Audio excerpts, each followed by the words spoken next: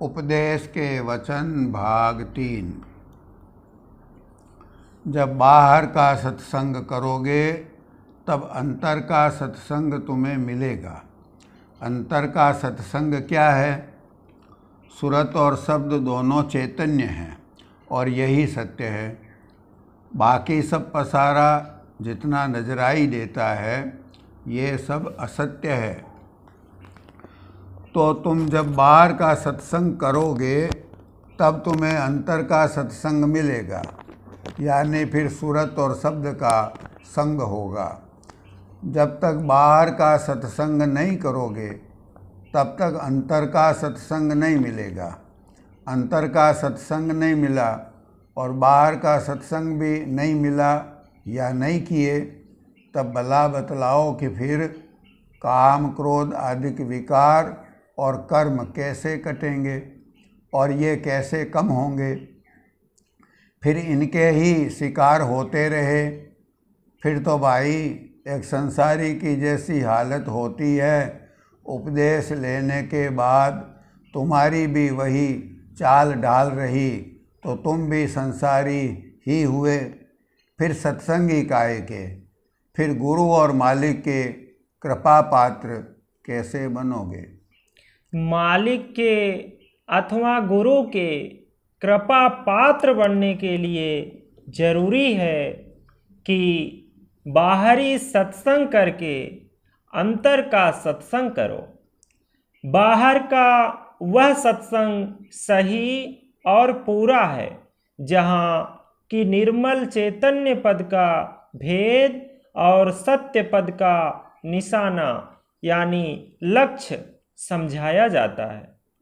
जिस सत्संग में यह बताया जाता है कि उस सत्य पद से किस प्रकार रचना हुई है। परमार्थी भाई बहनों को पिछली टेक भी नहीं रखना चाहिए। पिछली टेकों के बंधन में नहीं बंधना चाहिए, यानी पिछली टेकों को छोड़ना चाहिए। जैसा भक्ति और ज्ञान की बातों को संतों ने बताया है, संतों के वाणी वचनों के प्रमाण से और महापुरुषों के वाणी वचनों के प्रमाण के द्वारा जैसा समझाया जाता है उसको निष्पक्ष होकर के समझ करके उसके अनुसार कार्रवाई करना चाहिए। पिछली टेकों को छोड़ें। पिछली टेकों के बंधन में बंधे रहने से परमार्थ नहीं बनेगा या संसारी सुखों के स्वाद में फंसे रहे तो भी परमार्थ नहीं बनेगा। हमेशा गुरु को सिर पर रखे। किसी भी काम को करते वक्त सोचे विचारे कि भाई इसके लिए गुरु का हुक्म है या नहीं। इस काम को करने से कहीं गुरु नाराज तो नहीं होंगे। गुरु की नाराजगी का ख्याल करके सब विकारों से बचता रहे। हम विकारों में बरतेंगे तो गुरु कभी खुश नहीं होंगे। गुरु नाराज होंगे कि मालिक की नाराजगी का ख्याल रखकर उनसे डरकर इन विकारों से बचता रहे, तब जाकर के आध्यात्मिक साधना बन सकेगी। संसार में भी बड़ों का जाति वगैरह का खौफ दिल में रहता है कि कोई बुरा काम विपरीत चाल चलन का काम न बन जावे।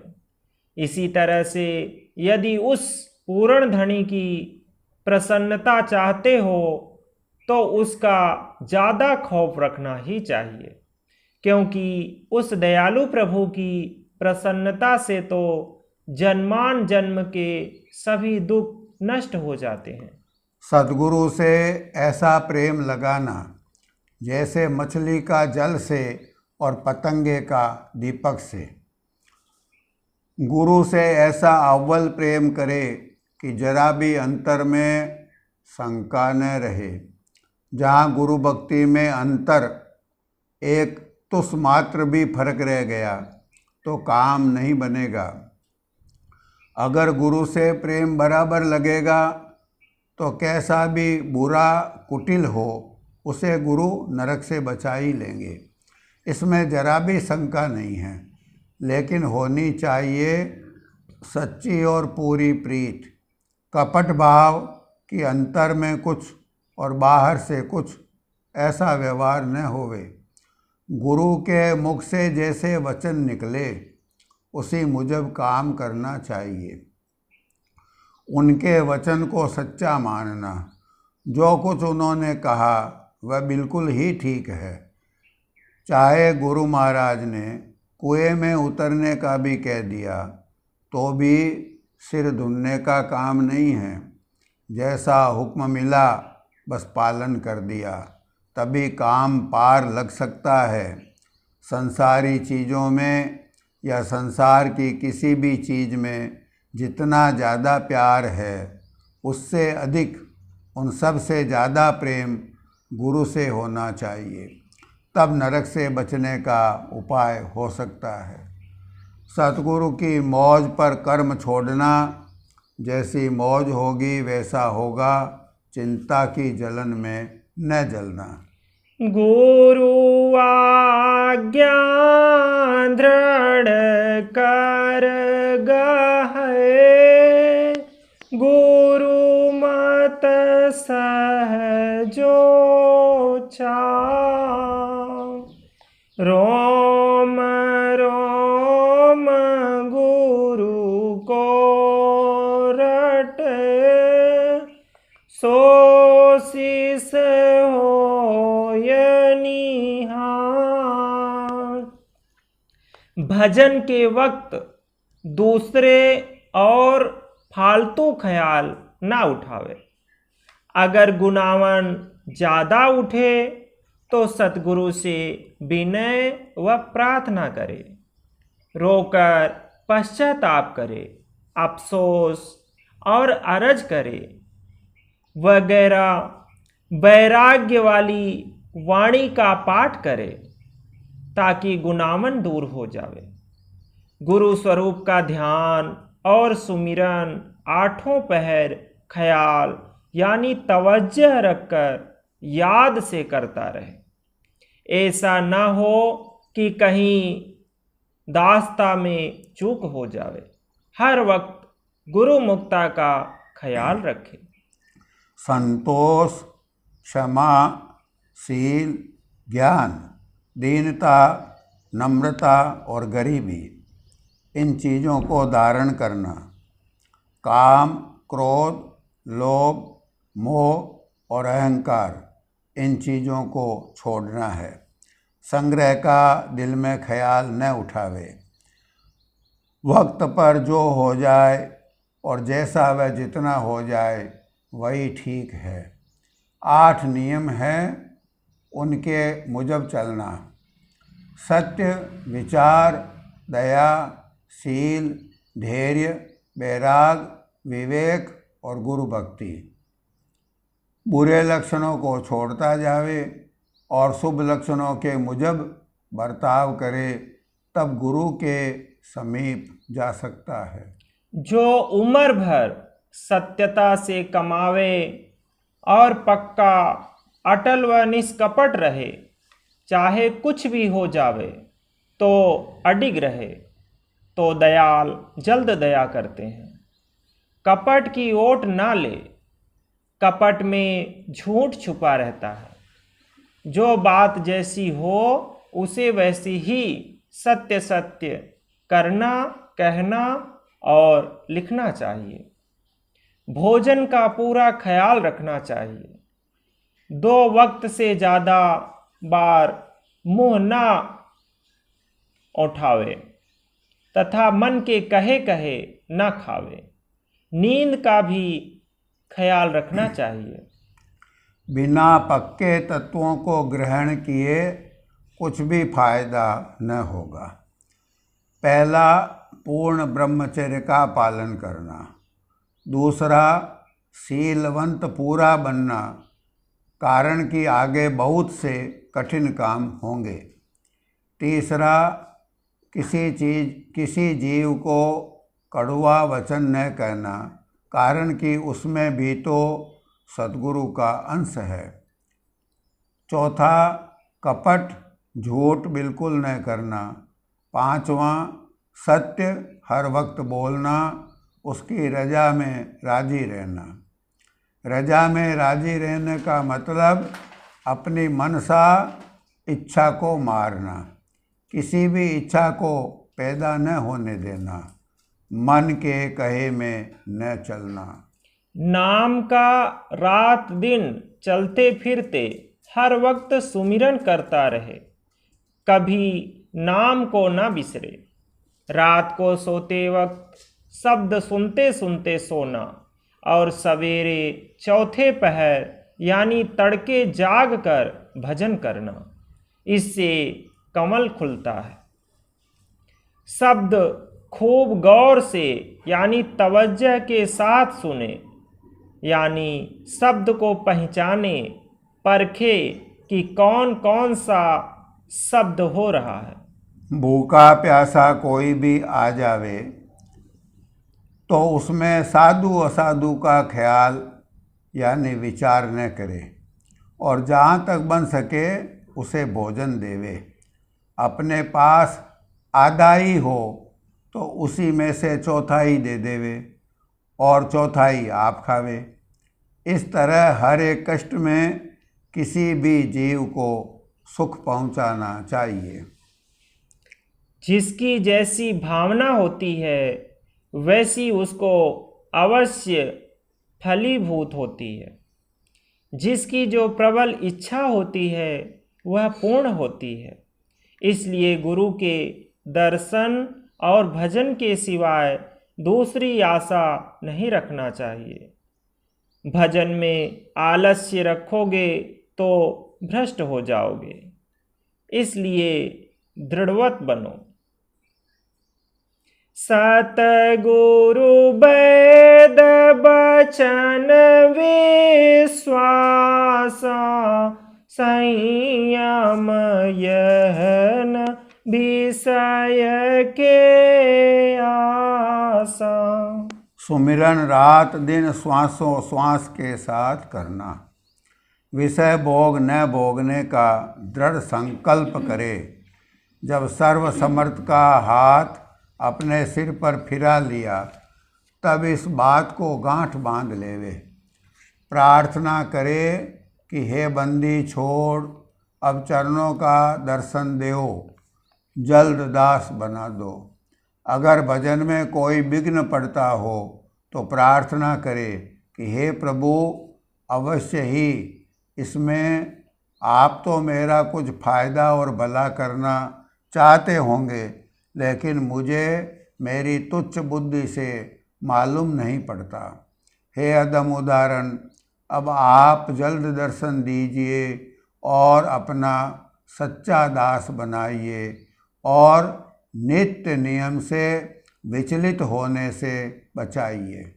विनय, प्रार्थना या सुमिरन या ध्यान, भजन कुछ भी बन आ जावे तो यही समझना कि कुछ डोरी स्वामी ने खींची है।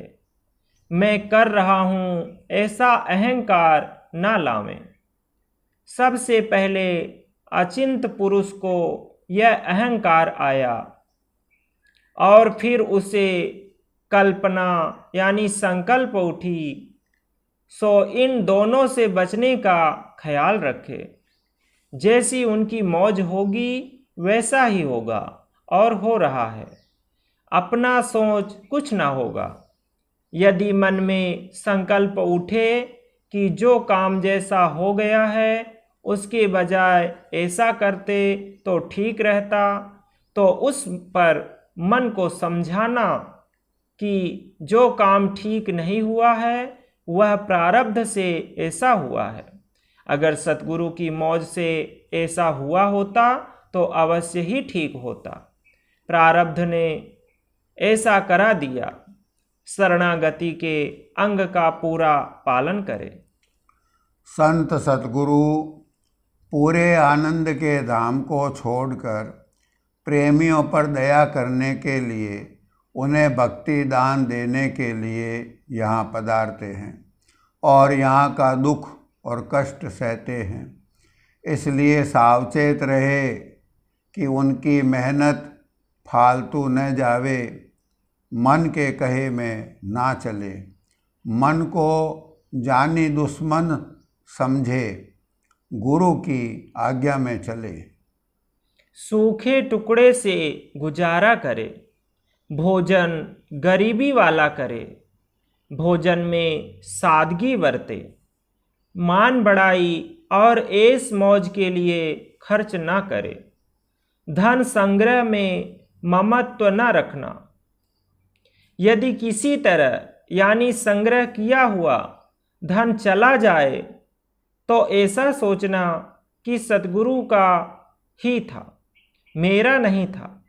जैसा उनकी मौज वही ठीक है, मेरा जब कुछ था ही नहीं, उन्हीं का है सब कुछ, तो फिर किस लिए ममत्व भाव लाना। ममत्व भाव न रखते हुए भी यदि धन संग्रह हो जाए तो ऐसा समझना कि मेरा नहीं है, सद्गुरु का है। क्या मालूम इसमें भी उनकी कोई मौज है। शायद इसी तरह पीछे बाद में काम आएगा। ऐसा विश्वास रखे कि वे दयाल अपनी मौज से आप ही जो कुछ अच्छा है वैसा ही कर रहे हैं, करा रहे हैं। जीवनचर्या का नियम टाइम टेबल सहित बना ले, फिर नियम के मुजब ही चले। झूठ न बोले, सच्चाई से कमाया हुआ पैसा यानी धन यदि साधु सेवा में लगे तो उससे अंतर में सफाई होती है। स्वयं के खाने पीने में ज़्यादा ममत्व न रखे, छल बल से काम न करे, यानी झूठ न बोले, ज्ञान में बरते। जिस किसी का जो भी इष्ट हो अथवा कोई व्यक्ति भला या बुरा हो, उसको वैसा ही लड़ाकर मीठी व प्रेम की बातों से निपटा देना। किसी से कुछ भी वाद विवाद न करना, अपना भेद किसी को न देना। जो पसीने के बदले खून बहावे, यानी खून बहाने को तत्पर हो, उसे अपना भेद दे सकते हैं। रामकृष्ण अथवा किसी योगी, ऋषि, मुनि यानी दूसरे के इष्ट को ओछा नहीं बताना चाहिए, नहीं तो काम नहीं बनेगा। वो यानी दूसरे धनी इस संसार के मालिक बनाए गए हैं, उनको यह अधिकार सतगुरु ने बख्शा है, नहीं तो शिव नेत्र नहीं खुलेगा। जैसी जिसकी स्थिति है वैसा उसको मानना चाहिए। उनके भी मालिक सतगुरु हैं, वो ही सतगुरु हमारे भी मालिक हैं, ऐसा समझो।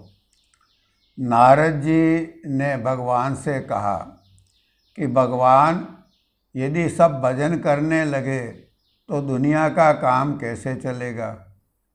भगवान ने जवाब दिया कि नारद जी, यदि सब संसार भक्ति भजन करने लग जावें तो हम जितने भी पहाड़ हैं उन सभी को मेवों का बना दें, और जितनी वनस्पतियां हैं उन सभी को फल फूल की बना दें। हम ऐसा कर दें कि भोजन बनाने के लिए अग्नि तक जलाने की ज़रूरत न रहे। लेकिन नारद जी, कोई भक्ति करे तो सही। यदि सभी भक्ति करने लग जावें तो हम पेड़ों में गरम गरम कोफ्ता, कचौरी, मिर्ची बड़ा लगा देवें। बगैर डर के खटका नहीं लग सकता। खटका लगे बिना भूख, प्यास, नींद आदि के विघ्न कम नहीं होंगे। दिल में मौत को हरदम याद रखना चाहिए। एक दिन इस देही का नाश होगा और यह हीरा अनमोल चीज फिर हाथ नहीं आएगी। इस तरह डर करके काम बहुत जल्द पूरा बना लेना चाहिए। आपा को मिटा देना चाहिए। अपना बल पेश नहीं लाना चाहिए। कभी गर्व ना करे कि मैंने इतनी देर अभ्यास कर लिया है और मैं ऐसा या कोई भी अच्छा काम कर सकता हूँ। यदि गर्व किया तो फिर नष्ट हो जाता है। दरअसल तो सब कुछ तो मालिक आप ही करते हैं और कराते हैं। मालिक का ही बल लेकर सभी काम करने चाहिए। हमेशा मजबूत धारणा और विश्वास रखें कि जैसी आपकी मौज होगी वही करेंगे और करते हैं। नाम के सुमिरन और ध्यान की ऐसी लौ लगा देनी चाहिए कि वो और नामी दोनों एक मेक हो जाएं। रोम रोम अपने आप नाम का सुमिरन करता रहे। मौत के डर का उदाहरण। एक महात्मा जी के पास एक सेठ का भोले मन का लड़का गया और उनका शिष्य बन गया। गुरु महाराज अंतर्यामी थे और शिष्य की भी उनमें पूरी श्रद्धा थी। शिष्य को विश्वास था कि गुरुजी जो कुछ कहते हैं वही बिल्कुल ठीक है। इसमें उसे जरा भी शंका नहीं थी। गुरुजी ने शिष्य को खटका लगाने के लिए बता दिए कि आज से 31 दिनों के बाद उसकी मृत्यु हो जाएगी।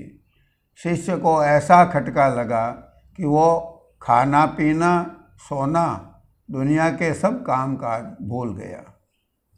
अपनी काया के लिए कोई भी कुछ भी करने की जरूरत नहीं है। जिन कर्मों का बदला देना है उसे चुका देना ही ठीक है। कुटुंबी जनों की तकलीफ और उनके दुख में हमदर्दी रखना, दुखी होना, उनकी दवा व इलाज कराना तथा उनकी सेवा बजाना चाहिए। लेकिन झाड़ा यानी झाड़ फूक, तंत्र मंत्र वगैरह किसी दूसरे इष्ट का नहीं करवाना चाहिए। आन देव की पूजा न तो स्वयं करे न ही दूसरों से करवावे। ऐसे मौके पर यानी कुटुंबियों को साफ साफ कह देना चाहिए कि तुमको करना हो तो तुम जानो, हम ना तो ऐसी बात कहते हैं ना हम खुद करेंगे ना कराएंगे। दुनिया की लोक लाज तथा मोह आने से ऐसे काम बन जाते हैं। सो इन बातों से बिल्कुल ना डरे। 100 बरस अपने इष्ट की पूजा करो और एक दिन आन देव की पूजा कराओ तो सब नष्ट हो जाता है। किसी दूसरे के भी जिससे अपना कोई स्वार्थ नहीं है, यदि दुख या तकलीफ है तो उसकी भी सेवा चाकरी बजाना चाहिए। मालिक ही ऐसे अच्छे काम करवाता है। ऐसा समझकर सेवा करना और दवा वगैरह दिलवा देना चाहिए। लेकिन ऐसों को भी झाड़ फूंक आदि नहीं करवाना चाहिए। न झाड़ फूंक करावे न ही कराने का किसी को कहे। केवल नौकर होकर नौकरी बजा देना। मन को दुनिया की तरफ की कल्पनाओं से हटाकर सिर्फ एक सच्चे गुरु की तरफ लगा दे, तभी काम पूरा होता है। जब तक दिल में अनेक इच्छाओं रूपी नारी घुसी हुई है तब तक मालिक दिल में नहीं आ सकते। बुरी इच्छाओं और मन को मारना यानी दमन करने का ही संतों ने हुक्म दिया है। मालिक की रजा में राजी रहना चाहिए। अपनी बुद्धि चतुराई नहीं लगाना चाहिए। मालिक से हर वक्त यही प्रार्थना करे कि मैं नकारा और नालायक हूँ, सो मुझे लायक बनाइए। मुझे तकलीफ सहन करने की शक्ति प्रदान कीजिए। न तो किसी आन देव का चढ़ा हुआ प्रसाद खावे, न खुद चढ़ावे, न किसी को आन देव की पूजा करने को कहे, न स्वयं आन देव की पूजा करे, और न किसी और से आन देव की पूजा करावे। सुमिरन के वक्त मन इधर उधर चला जाता है। इसका कारण नाम की कदर या नाम की महिमा अभ्यासी के दिल में समाई नहीं है। यदि नाम की कदर दिल में समाई हुई हो तो मन हरगिज कभी इधर उधर डोल नहीं सकता। नाम की महिमा इतनी ज़बरदस्त है कि एक छिन भी लेवे तो असंख्य पाप नष्ट हो जाते हैं। नाम का सुमरण ऐसा लीन होकर करे कि रात को स्वप्न में भी उसी में बहलता रहे, रोम रोम नाम नाम कहने लग जाए। सद्गुरु नाम की अगम अपार गति व महिमा का विचार करके सद्गुरु नाम का सुमिरन फुरना के स्थान हृदय कमल, जिसे कोडी का मुकाम कहते हैं, वहाँ से करने पर मन उसमें लगेगा। सुमिरन में मन लगाने से मन काबू में आएगा। अगर इस तरह करने से भी मन न माने तो श्वासों श्वास सुमिरन करे तो आखिर मन थक जाएगा। फिर विरह और प्रेम अंग के साथ विनती प्रार्थना करे, तब मन कमज़ोर होगा। कभी न कभी वे दयालु अपनी दया से थोड़ा बहुत अपना दर्शन जरूर बख्शेंगे। मरने के पहले मेहनत करके इतना काम जरूर बना लेना चाहिए, नहीं तो काल बड़ा जबर है। हर वक्त उसी सद्गुरु नाम का सुमिरन करते रहें।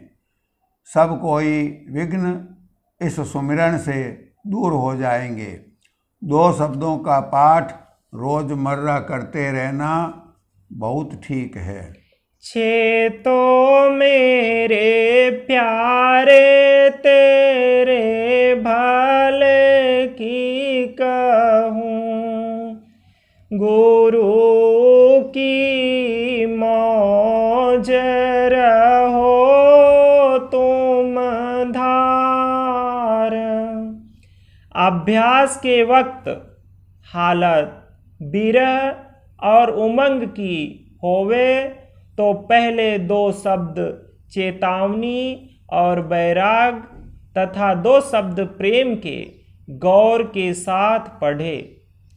अपनी कसरों यानी कमियों पर नज़र करके प्रार्थना वास्ते प्राप्ति दया और मेहर के करे।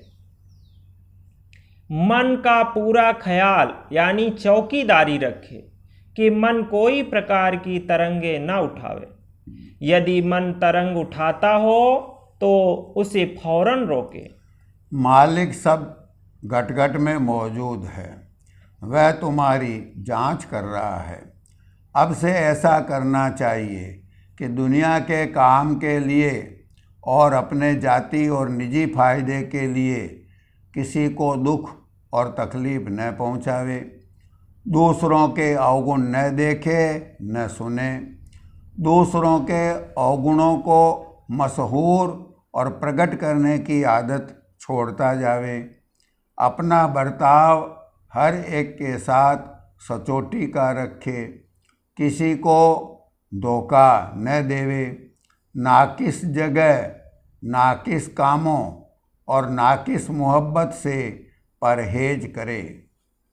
विषय भोग ये सब जाल है, तुझ हेतु रचा काल है, करता नहीं तू ख्याल है, भोगों से मन को मोड़ दे, रात दिन अभ्यास कर चित्त को एकाग्र कर वसुदेव अब तो ख्याल कर सुरता शब्द में जोड़ दे। सद्गुरुदया।